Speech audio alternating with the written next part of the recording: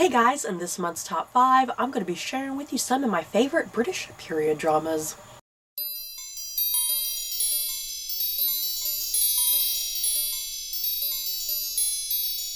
I love nothing more than a good British period drama, yeah guys. I am obsessed.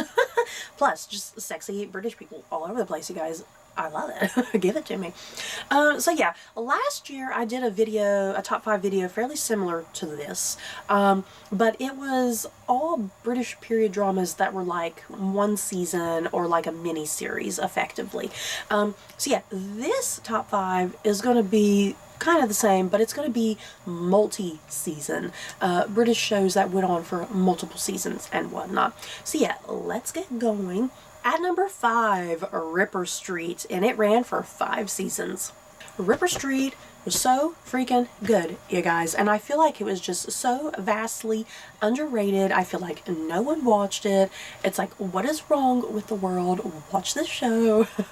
I just thoroughly loved Ripper Street. Just the writing and the acting and the plot lines and whatnot, just so wonderfully, remarkably well done. What Ripper Street is about, it follows like a detective and his crew who work at Whitechapel, and it's set not too terribly long after Jack the Ripper, pretty much. So you kind of have that lingering in the background of this show, kind of that historical point of view that here we are, Whitechapel, where Jack the Ripper notoriously murdered a bunch of women. So there continues to be crime and murders and the possibility of serial killers, you know. There's still all this danger and threat lurking. And Jack the Ripper, that memory is still there, and it still kind of haunts this community and whatnot. And our leading detective, played by Matthew McFadden, he is just such a duty-bound guy. He wants to do the right thing. If he has to stoop down low, kind of wiggle himself into places, just to, you know, solve a crime and, you know, bring justice, you know, to he'll do it and whatnot. So yeah, Ripper Street is just such a wonderful show. Seriously, from start to finish, you guys, I really don't have a bad thing to say about the show. And yeah, you gotta watch it definitely for Matthew McFadden's remarkable, wonderful performance, because he definitely is the star and the core of this show. At number 4, Victoria, which ran for 3 seasons, and that's it for right now. Maybe, who knows, it may come back. It's been like a couple years since season 3 ended, and everyone's still kind of up in the air, like, maybe we'll come back for a 4th season, we're not quite sure. I need Victoria to come back, because the life of Queen Victoria, it's not over, you guys. She reigned for what, nearly 64 years, if I'm not mistaken. So they pretty much stopped right before she hit like middle age on the show. So yeah, that's what this whole show is about, Victoria. It's about Queen Victoria, and it literally starts at the beginning of her reign, when she's very young, because she's like 18, right? I think she becomes queen when she's 18. She becomes queen at a very, very, very young age. And it's just about her reign, her various different relationships. Some of the primary relationships, season 1 specifically focuses on her relationship with Lord Melbourne, who was her prime minister at that time. And yet the show kind of plays a little loose with the history there, like, oh, she had some romantic feelings for him. And then Prince Albert, who she does eventually marry, he does pop up in season 1, like halfway through. But yeah, the rest of the show, seasons 2 and 3, it's pretty much all Victoria and Albert and the trials and tribulations that they have to go through. I just really adore Victoria. It's just such a fun, lovable, just wholesome. Wholesome is kind of the word that comes to mind. Again, learning about Queen Victoria and all her various different relationships, learning about just some of the big events that happened during her time period, because a lot of times people think of the Victorian era as a an era of enlightenment, I suppose. You know, there's a lot of changes, a lot of good, positive changes happening, but there's also a lot of negative things that kind of happen, because there's still a lot of poverty and whatnot during this time period. But yeah, the world during this era is just rapidly changing, and people got to grow with that change and whatnot, including Victoria herself. So yeah, it's just such a great show, you guys. I love it. And it doesn't just focus on Victoria and Albert. It also focuses a lot on kind of the lower classes, a lot of the household staff that would be working in the castle with her and whatnot, like the cooks, the cleaners, the maids. Victoria has like a lady who comes in and dresses her and does her hair and whatnot, you know.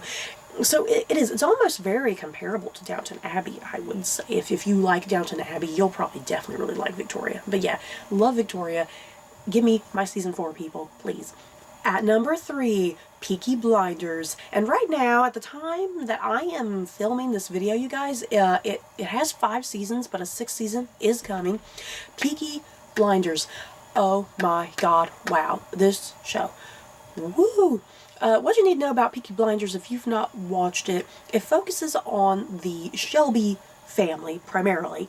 And the head of their family is Thomas Shelby, played by Cillian Murphy, if hopefully I'm pronouncing his name correctly. And the family, they reside in Birmingham, England, and they're essentially like gangsters, I guess. And the bulk of the show is really just their rivalry with other gangsters, with the police force, just any damn person who gets in the way of the Shelby family. And if you get in their way, they're going to come after you and most likely kill you. And yeah, if you kill one of their own, oh boy, you're going to start you a blood feud. Peaky Blinders, oh, it's just so raw and gritty, and just some of the most outstanding, compelling seasons of television that you're going to watch, you guys. And oh boy, don't get me started on the acting and this cast. I mean, like I said, you got Cillian Murphy, you got the late Helen McCrory, you guys. I'm so sad to even say that. You even got some cameo appearances in here, you guys, from like Tom freaking Hardy and Adrian Brody, and Sam Neill is even in a season. It's ridiculous, you guys. It's like, how did they get this cast? How did they bribe them? So yeah, Peaky Blinders. I highly recommend Peaky Blinders if you've not watched it already. I believe the whole thing's up on Netflix. Go check it out. At number 2, Downton Abbey, which ran for 6 seasons. Plus, we got a couple movies. Yay! I just adore Downton Abbey, you guys. I actually came into Downton Abbey pretty late. I kind of started with the last couple seasons, but I made sure I binged my way through, you know, to catch up with those last couple seasons. Downton Abbey, it follows the Crawley family, and they reside at Downton Abbey, as the show is called. And yet they are super rich, super privileged, and it's set pretty much right there early 20th century. It starts in 1912, because in the very first episode, if I'm not mistaken, they do mention the sinking of the Titanic, because one of the Crawleys, it's not a spoiler, it happens right from the get-go, one of the Crawleys has perished on the Titanic and whatnot. So that's where you start. And by the time you do reach the final season, you do hit the 20s. Did they ever hit the 30s? I'm trying to think if they ever hit the early 30s. I want to say the first movie entered the 30s, if I'm not mistaken. So yeah, you are going on this journey, all 6 seasons, with the Crawley family, starting right there at the sinking of the Titanic, going through the perils of World War I and whatnot. And just every damn season is just such an incredible, emotional journey. There's characters who die suddenly and shockingly. And yeah, the Crawley family, since they are wealthy and privileged, they are having to deal like I said, here in the early 20th century, they are having to deal with a world that is rapidly growing and changing around them, because the classes at that point were just at such an incredible divide. You know, it's like, I'm not going to talk to someone underneath my station or anything. And it's kind of at this point too that because they do live in this big, huge estate and whatnot, the whole show is also about their servants, and they have a huge cast of servants that they employ and work for them and whatnot. And once again, it's at a time period where things are rapidly changing and developing, and even the servants are like, hey, this is a new era, this is a new world we're entering. I don't want to be stuck in this position. I don't want to be a maid for the rest of my life. I don't want to be a footman for the rest of my life. People are realizing at this time period, hey, I can have dreams and I can go off and do things. I don't have to remain in this position like my ancestors before me have done, and their ancestors before them have done, you know? So that's what's great about Downton Abbey. It really explores just this quickly, rapidly changing time period, and this divide between the wealthy and the working class, and how, you know, that they used to be separate, but they're kind of slowly coming together in some ways, because they have to, and things are changing. So I just freaking love Downton Abbey. It is an incredibly emotional show in places. Like I said, people just shockingly randomly die on this show. But it's also a very just humorous show at the end of the day as well. Maggie Smith, she just steals every scene she is in on this show. She has some of the best wit and banter and humor. So yeah, I definitely recommend Downton Abbey if you just love all things period drama. You're just going to get everything you ever wanted with this show. Kind of with Victoria, because I was comparing Victoria to Downton Abbey. Downton Abbey is just a very wholesome show, I feel like. And yeah, you just love every single character and all the emotional journeys they go on.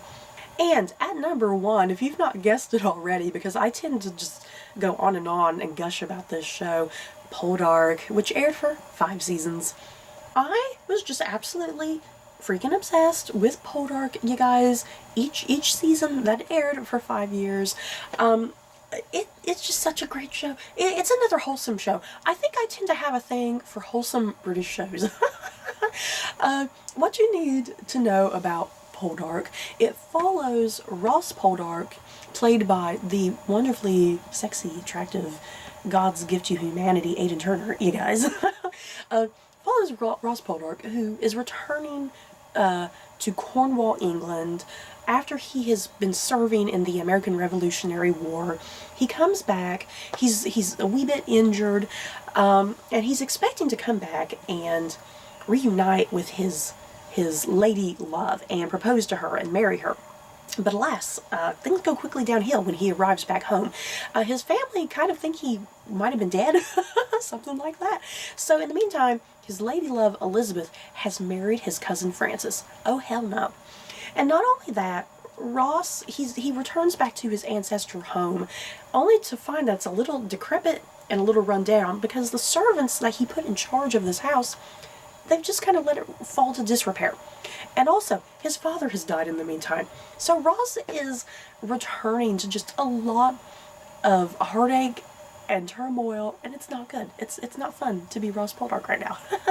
But Ross quickly, he meets a young woman named Demelza, played by the just gorgeous historical fiction goddess Eleanor Tomlinson, you guys. He meets Demelza. The two of them quickly build up a relationship and a romance, and they do get married pretty quickly in that first season. I guess it's, you know, not to give too much of a spoiler away. But yeah, that's the bulk of this entire show. It follows Ross and Demelza, their group of friends, their group of family, and yet Ross's profession, he is a miner. And so you gotta deal with all that, with the mines. There's a lot of mine collapses, people dying. It's crazy, you guys. This show definitely makes me cry. There are so many freaking episodes that I would cry on. And I love the relationship between Ross and Demelza. It is definitely the core of this show. You feel for them, you root for them. They are definitely not perfect. They have a lot of obstacles. They are their own unique individuals. They have their own dreams and desires. So it really adds a lot of great complexity to their relationship, which I appreciate. So yeah, I definitely recommend Poldark, you guys. You can see it's #1, and this entire list is just to me this is like the top of the top of British period dramas. So you need to watch every bit of this. Binge it all. I don't know how you're going to do it, but binge every single thing on this list. So you guys, that is it for my top 5 favorite British period dramas, multi-season.